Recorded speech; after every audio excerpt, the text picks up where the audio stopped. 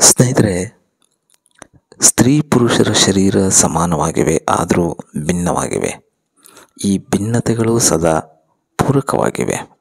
ಪುರುಷರ ಶರೀರ ಯಾವುದೆಲ್ಲ ವಿಚಾರದಲ್ಲಿ ಪಾಸಿಟಿವ್ ಆಗಿರುತ್ತೋ ಅದು ಸ್ತ್ರೀಯರಲ್ಲಿ ನೆಗೆಟಿವ್ ಆಗಿರುತ್ತೆ. ಹಾಗೆ ಸ್ತ್ರೀಯರಲ್ಲಿ ಯಾವುದೆಲ್ಲ ಪಾಸಿಟಿವ್ ಆಗಿರುತ್ತೋ ಅದು ಪುರುಷರಲ್ಲಿ ನೆಗೆಟಿವ್ ಆಗಿರುತ್ತೆ. ಆದ್ದರಿಂದ ಸಂಭೋಗ ಕ್ರಿಯೆಯಲ್ಲಿ ಒಂದಾಗ್ತಾರೆ.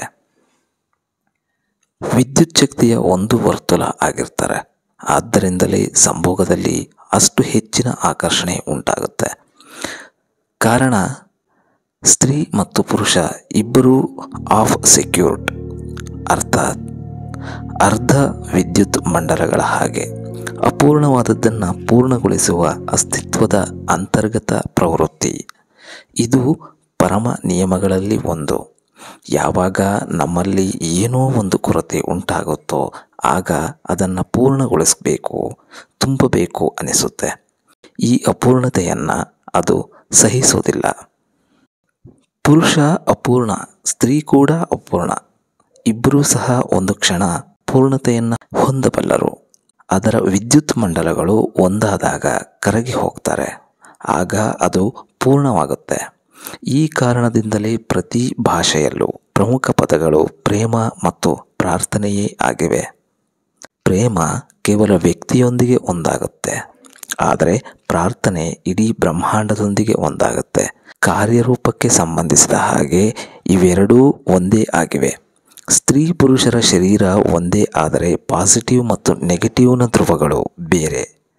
ತಾಯಿಯ ಗರ್ಭದಿಂದ ಹೊರಬಂದಂತಹ ಪ್ರತಿ ಮಗು 6 ವಾರದವರೆಗೆ ಅದು ಆಂತರಿಕವಾಗಿ ನ್ಯೂಟ್ರಲ್ ಆಗಿರುತ್ತೆ. ನಂತರ ಶಾರೀರಿಕ ವಿನ್ಯಾಸದಲ್ಲಿ ಅದು ಸ್ತ್ರೀ ಅಥವಾ ಪುರುಷ ಧ್ರುವಕ್ಕೆ ಸಂಬಂಧಿಸಿದ ಹಾಗೆ ಜೀವವನ್ನು ತೊಳೆಯುತ್ತೆ. ಹೆಣ್ಣಾದರೆ ಅದರ ಪಾಸಿಟಿವ್ ಎನರ್ಜಿ ಅದರ ಸ್ತನದಲ್ಲಿ ಇರುತ್ತೆ. ಕಾರಣ, ಸ್ತ್ರೀಯರ ನೆಗೆಟಿವ್ ಎನರ್ಜಿ ಯೋನಿ ಆಗಿರುತ್ತೆ. ಮಗು ಒಂದು ವೇಳೆ ಗಂಡು ಆದರೆ ಅದರ ಪಾಸಿಟಿವ್ ಎನರ್ಜಿ ಶಿಶ್ನದಲ್ಲಿರುತ್ತೆ, ಅದರ ಸ್ತನ ನೆಗೆಟಿವ್ ಆಗಿರುತ್ತೆ. ಪುರುಷನಿಗೂ ಸ್ತನಗಳಿವೆ, ಯಂತ್ರ ರಚನೆ ಅಲ್ಲೇ ಇದೆ, ಆದರೆ ಅದು ನಕಾರಾತ್ಮಕವಾಗಿದೆ. ಸ್ತ್ರೀ ಶರೀರದಲ್ಲಿ ಪುರುಷ ಜನನಾಂಗ ಇದೆ, ಆದರೂ ಅದು ನಾನ್ ಫಂಕ್ಷನಲ್, ಕೆಲಸವಿಲ್ಲದ್ದು ಆಗಿದೆ.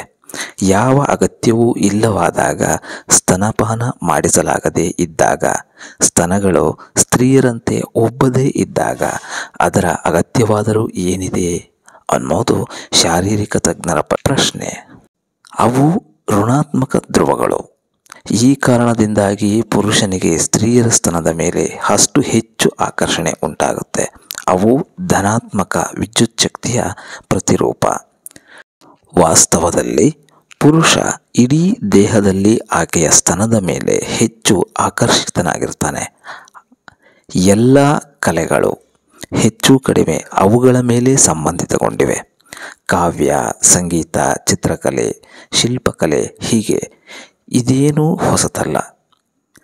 ಗವಿಗಳಲ್ಲಿ, ಗುಹೆಗಳಲ್ಲಿ, ಪುರಾತನ ಚಿತ್ರಶಿಲ್ಪಗಳಲ್ಲಿ ನಾವು ಇದನ್ನು ಕಾಣಬಹುದು.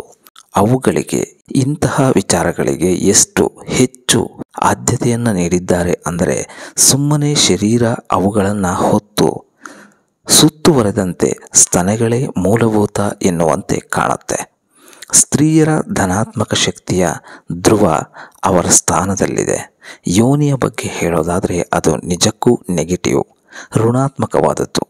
ಸ್ತನಗಳು ಸಂವೇದನಾಶೀಲತೆಯನ್ನು ಒಳಗೊಂಡಿರುತ್ತವೆ ಹಾಗೂ ಸ್ತ್ರೀ ಶರೀರದ ಇಡೀ ಸೃಜನಾತ್ಮಕತೆ ಆಕೆಯ ಸ್ತನದ ಮೇಲೆ ನಿಂತಿದೆ. ಆದ್ದರಿಂದಲೇ ನಮ್ಮ ಹಿಂದೂಗಳು ಹೇಳ್ತಾರೆ, ಸ್ತ್ರೀ ತಾಯಿಯಾಗದ ಹೊರತು ಆಕೆ ಎಂದಿಗೂ ಅತೃಪ್ತಳೇ ವಿನಃ ತೃಪ್ತಳಾಗೋದಿಕ್ಕೆ ಸಾಧ್ಯವಿಲ್ಲ ಅಂತ. ಕಾರಣ ಮುಂದಿನ ಸಂಚಿಕೆಯಲ್ಲಿ ನೋಡೋಣ ಸ್ನೇಹಿತರೆ.